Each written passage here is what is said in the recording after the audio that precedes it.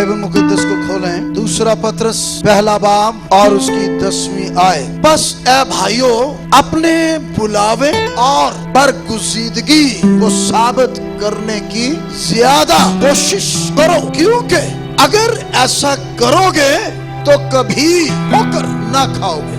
और जो रोशनी की हालत में चलता है वो ठोकर नहीं खाता, क्योंकि रोशनी को लिखा है तारीकी पर फजीलत हासिल है, क्योंकि रोशनी खुदा की फितरत है और तसलसल के साथ बढ़ रहे हैं और रुके नहीं है, हथियार नहीं डाले हैं, हल पर हाथ रखकर पीछे नहीं देखा है। वो गांजल है, ट्रायल से है, टेस्ट से है, टेम्पटेशन से है। हम डिवोट लोग, ऐसे लोग कभी बैकस्लिप नहीं होने वाले। हमें ये कहने की जरूरत नहीं होगी कि काश मैं भी बेनी हिल की तरह बनूं या मॉरिस रोडो की तरह बनूं या किसी और का नाम, बल्कि उसके हाथों में दे और इसका इंतजार करें कि वो मुझे क्या बनाना चाहता है और क्या बनाकर अपना जलाल जाहिर करना चाहता है। मुबारक है वो, डिफरेंशिएट कर दिया गया है सब में से वो चोसन जनरेशन। खुदा की कुर्बत, खुदा की नजदीकी, खुदा की मुलाकात सिर्फ बागे अदब के अंदर, जलाल बागे अदब के अंदर, कलाम बागे अदब के अंदर है, हजूरी बागे अदब के अंदर है। लिहाजा जहां खुदा का बनाया माहौल और लगाया बाग है, वही अदन है। आज कलीसिया बागे अदन है, आज का बागे अदन, आज का बागे अदन कलीसिया है, आज का बागे अदन चर्च है। यीशु की तारीफ। जी, यीशु का शुक्र और उसके नाम की तारीफ करती हूँ। गवाही मेरे बेटे के हवाले से है और ख़ास बात ये कि ये हर वक्त यही गाता रहता है, ओ जोर मेरा है, मेरा प्यार है ओदे नाल।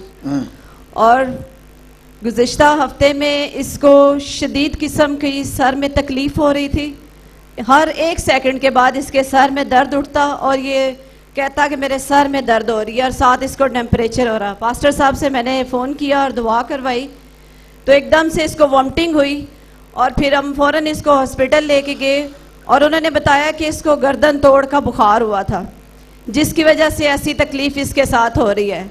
लेकिन मैं शुक्र करती हूँ कि खुदा ने उस गर्दन तोड़ बुखार को तोड़ा और इसके हर अज़ा को महफूज रखा। आमीन आमीन।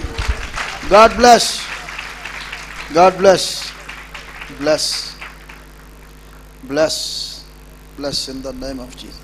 जी,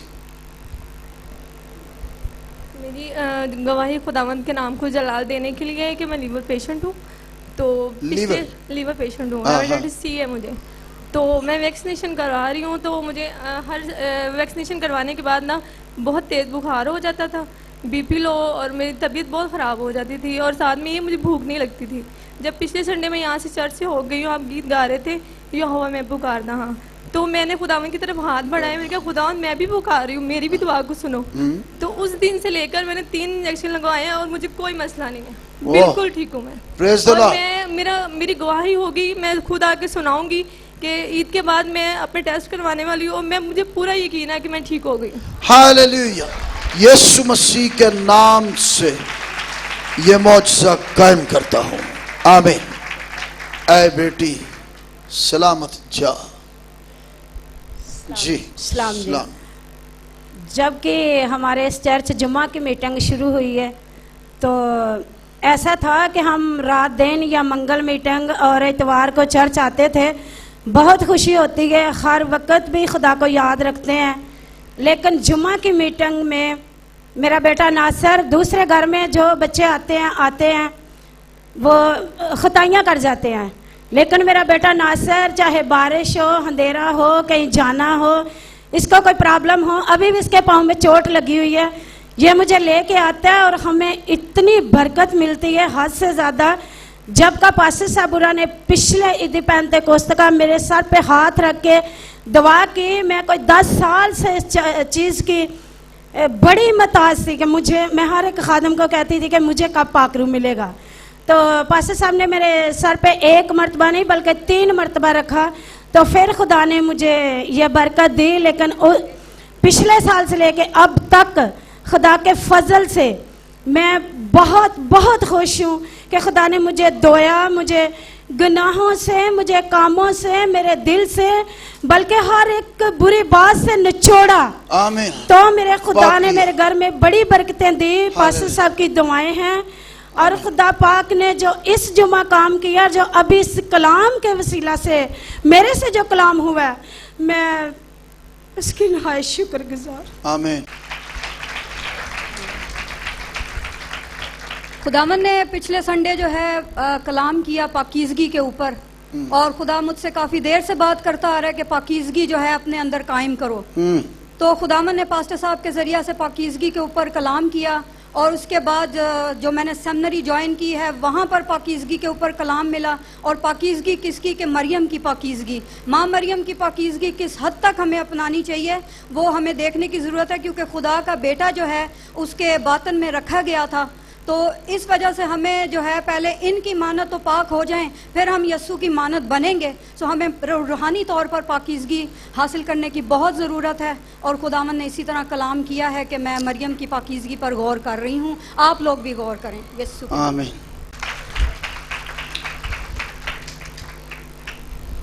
बाप खुदा यस्सु में मेरी तरफ से सबको सलाम। सलाम। मैं अपनी गवाही कुछ इस तरह से शेयर करना चाहूँगी आपके साथ कि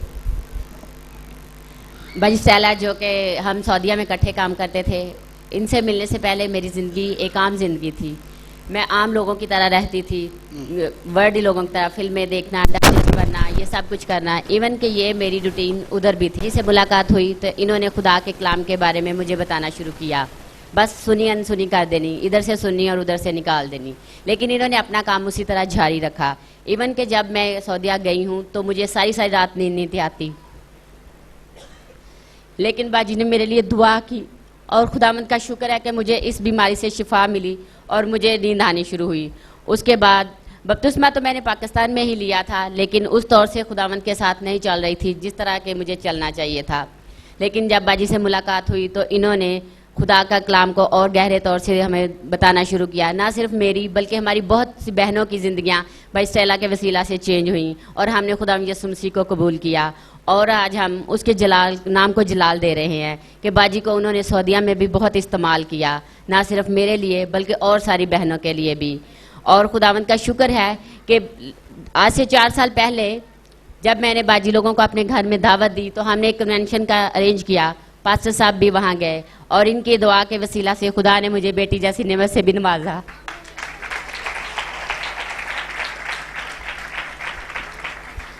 और इस आने वाले 6 दिसंबर को वो 4 साल की होने वाली है।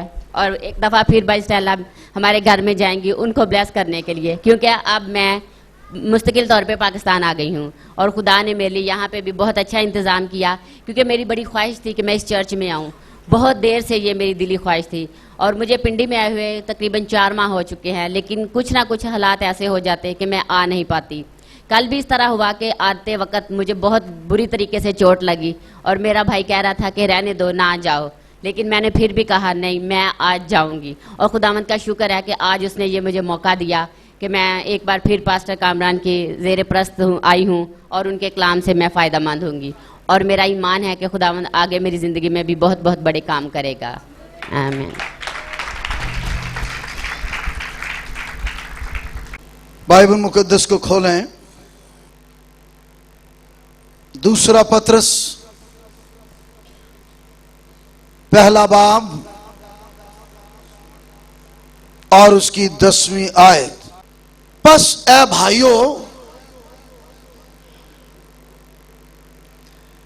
अपने बुलावे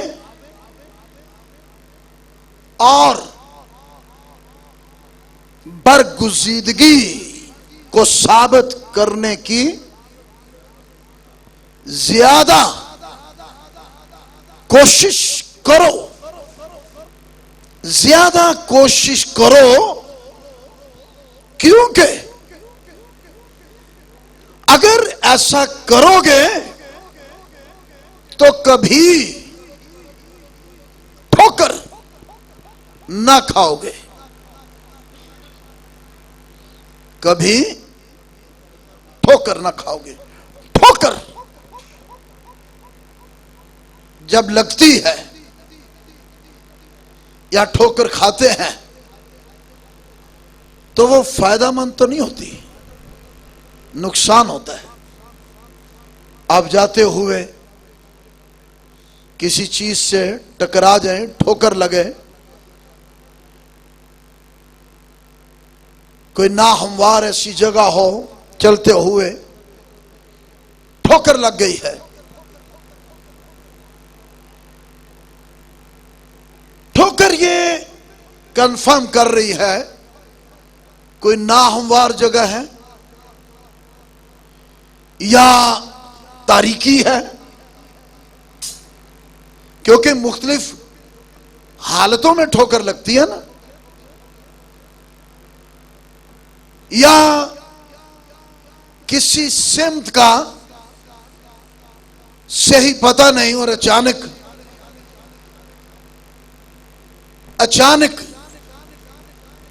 आपने कोई दूसरा रुख लिया है, ठोकर लग गई, और उस ठोकर से बड़े बड़े हादसे हो जाते हैं, फ्रैक्चर्स भी हो जाते हैं, जख्मी हो जाते हैं, मुंह के बाल गिर जाते हैं। क्या ख्याल है आपका?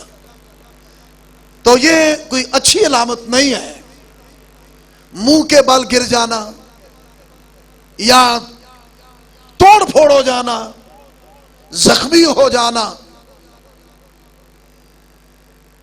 तो इस लिए रसूल आगाह कर रहा है, बजाय इसके कि आपके साथ कोई हादसा पेश आए रूहानी एतबार से, मुंह के बल गिरे या कोई फ्रैक्चर हो जाए या जख्मी हो जाए, रूहानी एतबार की बात कर रहा हूं। तो इन तमाम हादसात और हालतों से बचने के लिए लिखा है अपने बुलावे और बरगुजीदगी को, बुलाहट और बुलाहट के साथ बरगुजीदा होने को साबित करो, और कितना ज्यादा ज्यादा क्या करो, इसमें कोशिश शामिल है, इसमें कोशिश शामिल है। ये अपने आप नहीं है, इसके लिए आपको कोशिश करना है और ज्यादा कोशिश करना है। लिखा है ज्यादा कोशिश, ठीक है, ज्यादा कोशिश करना है। क्या?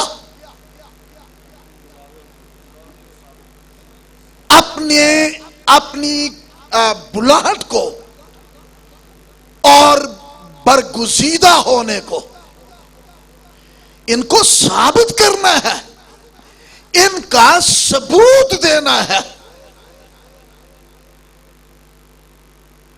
सो ये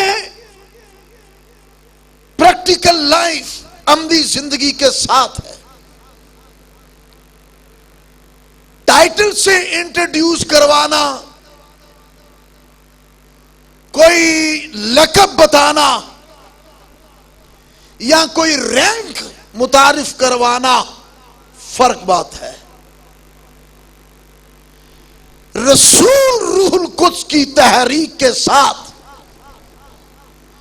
खुदा की तरफ से आदमियों के साथ कलाम कर रहा है और यह कह रहा है कि अपनी बुलाहट को साबित करने की ज्यादा कोशिश करो और अपनी बरगुजीदगी को अपना बरगुजीदा होना, इसको ज्यादा साबित करने की कोशिश करो तो क्या होगा?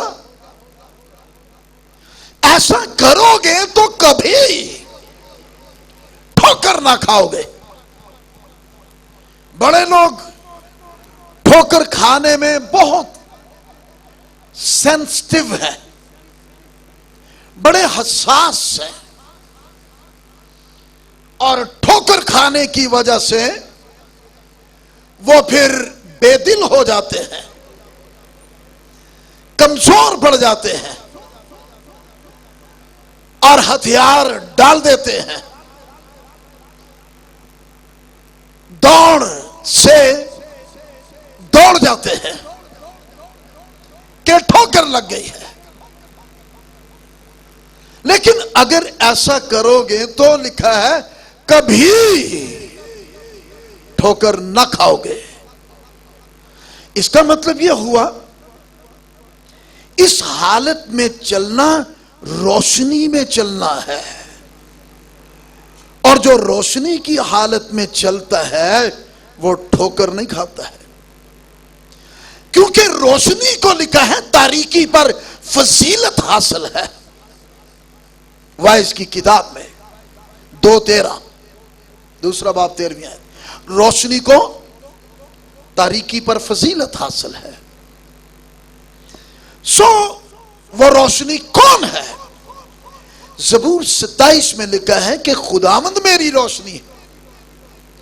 इसका मतलब यह हुआ जो खुदावंद की गहरी कुर्बत, नजदीकी और उसकी हजूरी की रोशनी में चलने वाला है, मतलब कि उसकी तालीम की रोशनी में चलने वाला, मतलब कि उसके मिजाज की रोशनी में चलने वाला, यानी कि उसकी फितरत की रोशनी में चलने वाला कभी ठोकर नहीं खाएगा, क्योंकि रोशनी खुदा की फितरत है,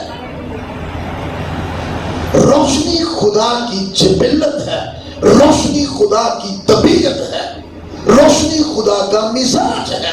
खुदावंद मेरी रोशनी और मेरी निजात, रोशनी के बायस निजात है, रिहाई है।